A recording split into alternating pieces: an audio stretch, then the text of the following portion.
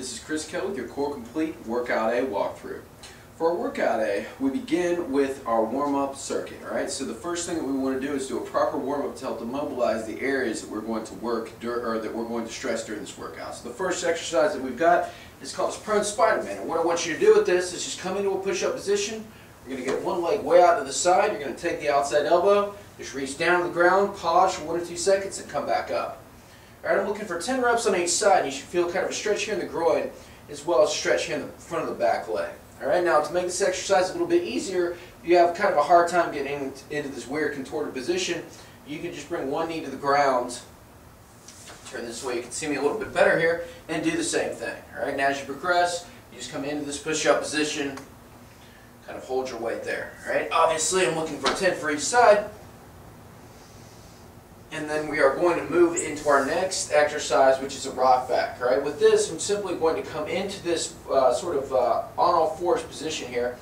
I'm going to find a slight arch in my back. Alright, so just a slight arch. You want to think about keeping your back flat like a table. I'm up here on my toes like this, or my toes are flexed towards me. And what I want to think about doing is just pushing myself back and sitting into my heels. I'm just trying to relax my hips. Really sit back into my heels here, just hold here for 1 to 2 seconds and come forward again. And with this, once again I'm looking for 10 reps, just kind of holding at the bottom for a second, relaxing, releasing those hips, and coming forward. I'm trying to keep my chest up the whole time, and keep in mind this is the position that we're going to adopt in our planking position. So we want to keep our backs flat like a table, and just again, just keep that flatness, no overarching or kind of dipping in the back. Now for our last exercise, we have what is called a wall slide. Alright, and obviously for this, you're going to need a wall, but I'll show you a version on the floor as well. What you're going to do is just get your back against the wall, press your back into the wall, tighten your abs. Alright, what I want you to think about here is we want to make sure that there's no space between the back and the wall. If you can slide your hand behind your back here, you've got too much space, or you're not doing the exercise properly. So again, press the back into the wall, you'll feel your abs tighten. And we're going to get the elbows against the wall. Just think about sliding up and down. Alright, this is definitely a very difficult exercise. You're going to feel some stretching in the back of your shoulders and in your chest. And with this, you just want to come to the point where your arms start to come off the wall.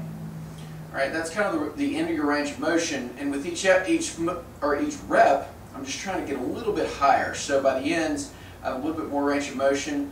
You can walk it in with your feet to make it harder. It's harder kind of for me to control in this position. But we just want to keep everything pinned against the wall. You can walk it out to make it easier. And again, I'm looking for 10 reps here. And if you find that you can't do either of those things, if you're really tight, you feel like your arms are coming off the wall right at the beginning, what we're going to do is start on the floor, and we can do the same thing. So it's called a floor slide, a little bit easier. We're not fighting gravity in this position. I just want to press my back into the ground, slide up and down. Alright, now once we're done with our warm-up, our workout consists of 2 circuits. Alright, each circuit consists of 4 exercises performed back-to-back. I want you to do the first 4 exercises at least three times back-to-back before moving to the second circuit. And I'm just going to demonstrate each. We're going to perform each for 30 seconds, and the goal with each one is just to stay up for as long as possible. Alright, in this planking position, the goal is to stay up for 30 seconds in total, but keep in mind you can come down as you need to. If you find that you're starting to feel this in your shoulders or your low back or anywhere other than the core, the stomach, then you know that, or you're losing position, the back starts to dip or arch excessively, as I'll demonstrate, then we know that we need to come down and rest. There's no problem there. Alright, the kind of the prereq for whether or not we add volume or we add more work to these things, meaning like we add an extra round, say going from 3 rounds to 4 rounds, is if we can stay up for each one the entire time. Alright, that is the goal by the end of the cycle, is to be able to do 3 full rotations of each circuit while maintaining proper planking position and feeling it in the stomach only. With that said, our first exercise is what is called a plank hand walk. Or with a hand walk, the first thing that I want to do is get back into this all fours position, find the proper back position. So I'm going to arch my back slightly, no more than this. Alright, I want to think about keeping my back flat like a table. I'm pressing into the ground. I'm really feeling my abs tighten.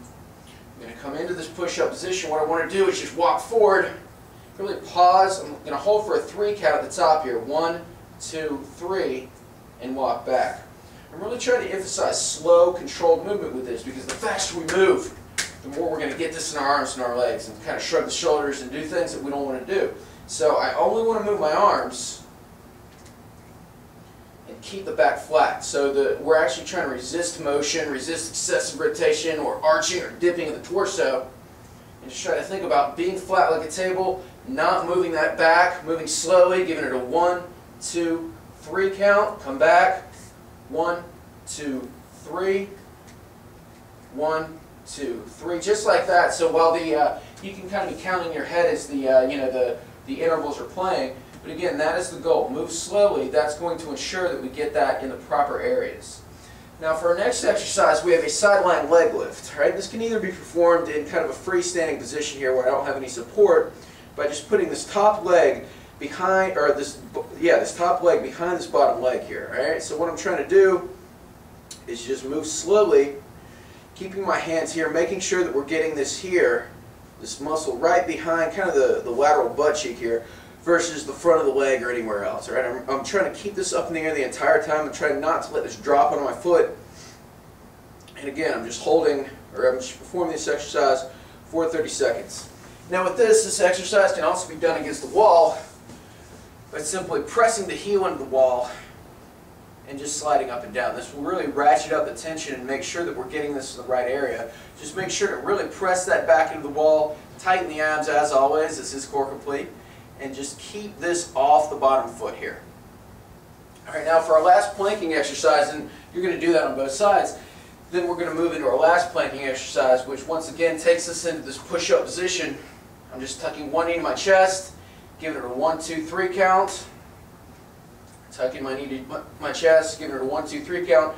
And again, you'll notice that I'm kind of angling out a little bit with this. I find that if you come straight in, you kind of have to arch the back a little bit, which is not what we're looking for here. So think about pulling the shoulder blades down and back, tightening the butt cheeks, keeping the back flat, giving it a 1, 2, 3.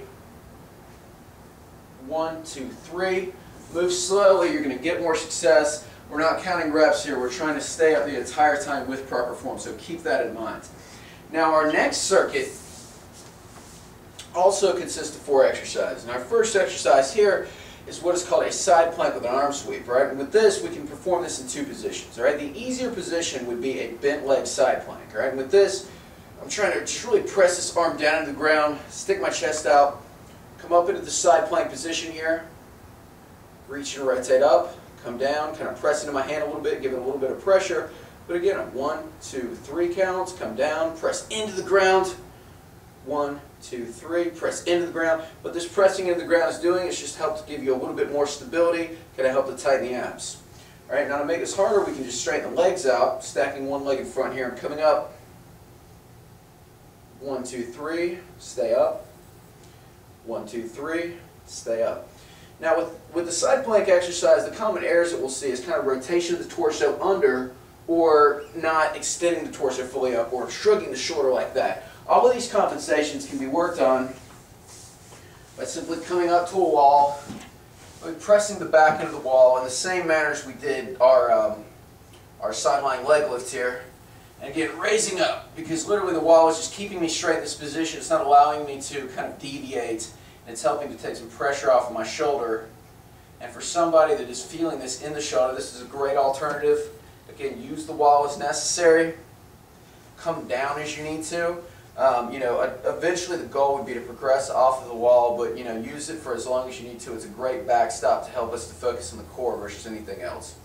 Now for our last exercise, we have actually our last 2 exercises. Our first would be a glute bridge. All right? With a glute bridge, I'm just pressing my hands in the ground and tightening my abs. All right? What I want to think about doing is raising from my waist only. A common error that we see in the glute bridge is going like this. All right? So in this position, I'm using my back and just kind of some things that we're not looking for here.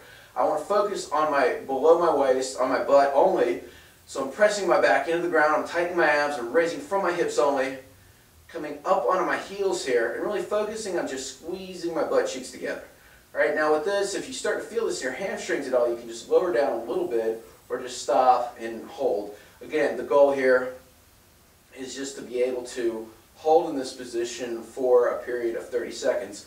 To make this exercise a bit harder, what we can do is elevate the back on a chair or on a step That'll increase the kind of the resistance a little bit. That's definitely something that you can kind of play around with and experiment with. We'll get more into that in our next couple phases, but for this phase, the goal is just to maintain that 30-second position, really with that good squeeze. Now, our last exercise with this workout would be what is called a band stir. All right, with a band stir, what I'm going to do is just, we need a band looped into a doorway or around a pole. But to do that, you can simply take the kind of handle part of it, shut it into a doorway, or just loop it around like the the leg of a table or something. I'm just going to walk out, keep my abs tight, and make big circles with the bands.